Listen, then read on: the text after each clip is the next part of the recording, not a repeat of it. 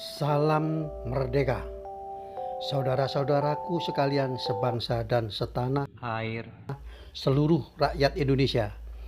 Bersama ini kami Lembaga Kedaulatan Rakyat Indonesia atas nama seluruh rakyat Indonesia yang mempunyai kewenangan atas pengelolaan negara Republik Indonesia, dengan ini menyampaikan pandangan untuk dipertimbangkan dan dilakukan melalui tindakan oleh para penyelenggara negara maupun penyelenggara pemerintahan berserta organ-organnya.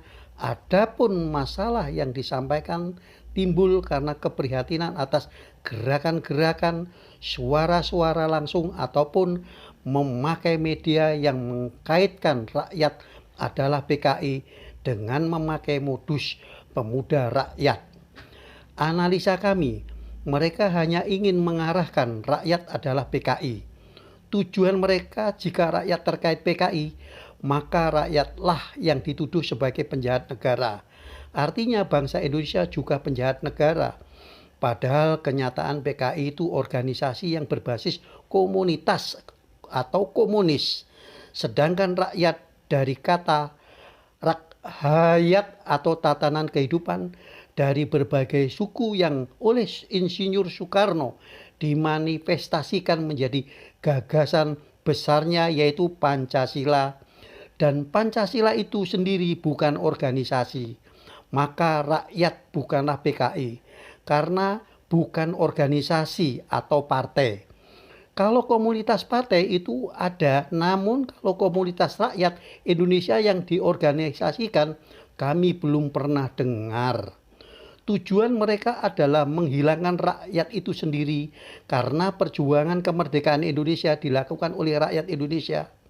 Perjuangan membentuk negara Indonesia juga dilakukan oleh rakyat Indonesia yang follow up-nya dibuktikan atas kecerdasan orang-orang rakyat Indonesia yang dimotori oleh kaum muda memaksa Insinyur Soekarno untuk segera memproklamasikan Indonesia karena menganggap vakum the power atas kekalahan Dai Nippon kepada sekutu yang kronologisnya pada tanggal 14 Agustus 1945 Hiroshima dibom atom, tanggal 15 Agustus 1945 Nagasaki dibom atom, yang akhirnya Dai Nippon menyerah kepada sekutu.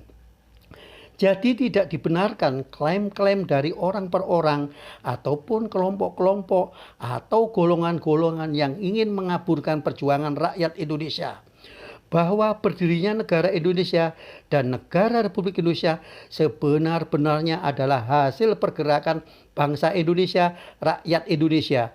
Semua bergerak atas satu bendera, yaitu pergerakan rakyat Indonesia. Keadaan sekarang banyaknya orang-orang yang mengklaim seolah-olah paling berjasa bagi negara Indonesia dan mengklaim bahwa kelompoknya sebagai yang paling andil besar serta mengklaim negara Indonesia sebagai mahakarya kelompoknya. Mereka lupa bahwa rakyat Indonesia adalah kumpulan dari suku-suku di seluruh Indonesia yang menyatukan orang-orangnya. Tanah tumpah darahnya yang sekarang menjadi tanah air Indonesia, menyatukan tatanan kehidupannya menjadi satu tatanan kehidupan sebagai dasar negara Republik Indonesia yang lazim disebut Pancasila. Bahkan kelompok-kelompok yang tidak mempunyai tanah air tumpah darahnya mengklaim sebagai yang paling andil besar, bahkan menyandingkan antara nasional dengan religius di tempat yang sama di negara Indonesia dan negara Republik Indonesia, yang sebenarnya bahwa religius ada di dalam negara, bukan negara di dalam religius, karena negara yang mempunyai kekuatan hukum atas tanah air Indonesia bukan religius, dan negara berdasar atas ketuhanan yang Maha Esa, bukan berdasarkan religius atau agama. Lembaga Kedaulatan Rakyat Indonesia pernah menyampaikan bahwa negara mengatur tata kehidupan dan tata penghidupan bangsa Indonesia, rakyat Indonesia. Sedang religius atau agama tentunya lebih ke arah tata perilaku yang dirumuskan oleh agamanya dan tata persembahan yang disampaikan kepada Tuhannya. Jadi tidak benar jika tata aturan agama dimasukkan dalam tata aturan negara. Jelas dalam tata aturan negara pasal 29 ayat 2 UUD 1945, negara menjamin tiap-tiap penduduk untuk memeluk agamanya masing-masing dan untuk beribadat menurut agamanya dan kepercayaannya itu.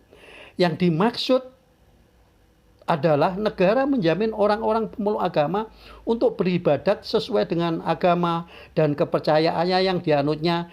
Ditegaskan bahwa yang dijamin adalah orangnya, karena agama tidak mungkin disakiti atau dinistakan. Kalaupun ada yang menyakiti atau menistakannya, adalah tanggung jawab Tuhannya, bukan negara. Dan juga tentang syiar-syiar agama yang ada pada saat penetapan UUD 1945 yang menyatakan untuk menjalankan syariat Islam bagi pemeluk-pemeluknya dicoret atas dasar kesepakatan bersama yang notabene ada alim ulama yang menyadari bahwa itu akan timbul monopoli kekuasaan. Walaupun yang dipersalahkan adalah Insinyur Soekarno sebagai yang mencoretnya. Namun sesungguhnya atas nama anggota sidang PPKI secara aklamasi oleh anggota sidang maupun yang hadir dalam sidang PPKI. Jadi syiar agama tidak dibenarkan, apalagi menggunakan fasilitas dan menggunakan anggaran negara. Terlebih negara membiayai lebih besar dari urusan pangan dan pendidikan nasional. Juga tidak dibenarkan agama memotong penghasilan rakyat yang bekerja pada negara ataupun dengan dalih label halal yang akhirnya terkena beban tidak langsung. Bukan hanya umat Islam yang dimasukkan dalam nilai produk. Untuk itu, Lembaga Kedaulatan Rakyat Indonesia menyampaikan pandangan-pandangan untuk tercapainya kedamaian dan hilangnya teori-teori penghisapan dari manusia oleh kelompok manusia dan mendorong supaya para penyelenggara negara dan penyelenggara pemerintahan mengambil tindakan. 1. DPR atau anggota DPR sebagai wakil rakyat bukan wakil umat dan selalu berbicara atas nama rakyat. Jika rakyat dikait-kaitkan dengan PKI, kenapa diam? Seolah-olah tutup mata tanpa ada tindakan apapun terhadap kelompok atau golongan yang mengait-kaitkan walaupun dirinya ada karena mewakili rakyat. Kalau rakyat itu PKI, apakah anggota DPR juga PKI? Segera hentikan. Karena rakyat sudah semakin paham atas divide et impera, karena follow up-nya akan mengadu domba rakyat dan akan saling tuding, saling klaim, dan lain sebagainya. PKI sudah dibubarkan, kenapa masih dipakai untuk mengintimidasi terhadap rakyat Indonesia? Itu hanya tindakan provokasi anti persatuan Indonesia. 2. Bapak Presiden dan seluruh jajarannya sampai ke pemerintah desa hendaknya berpegang teguh pada statement Bapak Insinyur Joko Widodo selaku Presiden terpilih saat itu yang menyatakan dalam pidato kenegaraannya, saya hanya tunduk pada kehendak rakyat dan konstitusi. Maka menghimbau Bapak Insinyur Joko Widodo, Presiden Republik Indonesia, merangkap Presiden Indonesia untuk menyampaikan kepada seluruh pembantu Presiden sampai ke pemerintahan desa untuk melaksanakan maklumat Presiden tunduk atas kehendak rakyat dan konstitusi. Dan kami sebagai orang Jawa menyebutnya Sabdo Pandito Ratu. Kinerja Bapak Presiden sudah cukup bagus, namun kemerdekaan rakyat dan pengakuan terhadap keberadaan rakyat masih terasa kurang.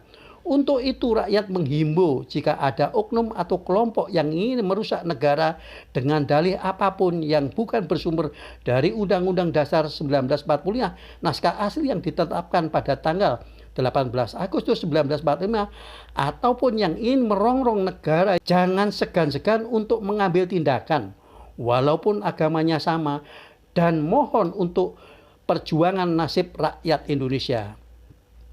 3. Mohon untuk saudara-saudaraku TNI Polri dan para pemangku hukum di Indonesia untuk menepati dan melakukan tindakan sesuai dengan otoritasnya dengan tidak berpihak pada kelompok apapun atau agama apapun untuk mengambil tindakan hukum terhadap oknum-oknum atau kelompok-kelompok yang terbukti ingin mengacaukan negara maupun merongrong negara, walaupun kelompok dan golongannya sama. Yakinlah Tuhan akan memihak kepada yang benar, dan yakinlah bahwa Tuhan memberikan negara Indonesia kepada bangsa Indonesia adalah benar. Menentang negara sama saja menentang Tuhan. Dan kedudukan saudara sekalian adalah posisi yang sangat mudah untuk diadu dengan bangsa sendiri. Rakyat sendiri, apalagi TNI, sudah mengaku sebagai anak kandung rakyat. Cukup sekian himbauan dari Lembaga Kedaulatan Rakyat Indonesia atas nama seluruh rakyat Indonesia. Selamat berjuang, hak rakyat Indonesia harus kembali merdeka. Lembaga Kedaulatan Rakyat Indonesia, pergerakan rakyat menuju alam kemerdekaan.